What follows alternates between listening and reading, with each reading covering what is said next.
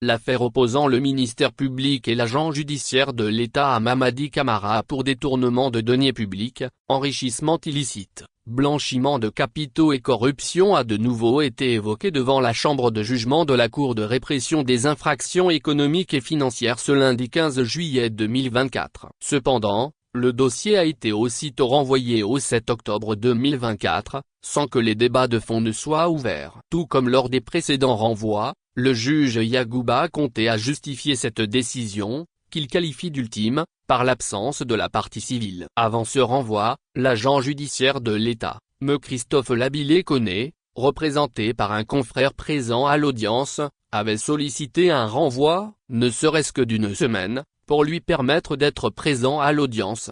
Les avocats de la défense se sont farouchement opposés à cette demande. Pour eux, cette absence est une de trop de l'agent judiciaire de l'État, représentant la partie civile dans ce procès. Ce qui, selon la défense, constitue un renoncement à ses droits. Ainsi, comme le dispose l'article 494 du Code de procédure pénale, une partie civile régulièrement citée qui ne comparaît pas ou qui n'est pas représentée à l'audience est considérée comme s'étant désistée de sa fonction de partie civile. Melanciné Sylla a invité la Cour à tirer toutes les conséquences de droit et à permettre ainsi de poursuivre les débats dans cette affaire.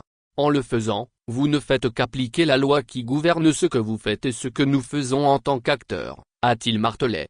Cependant, par respect pour le principe du contradictoire, le ministère public a estimé qu'il était trop tôt pour invoquer les dispositions de l'article 494 du Code de procédure pénale. Par conséquent, il a sollicité un ultime renvoi. Après de longs débats, toutes les parties se sont entendues sur le renvoi de l'affaire au 7 octobre 2024, soit après les vacances judiciaires.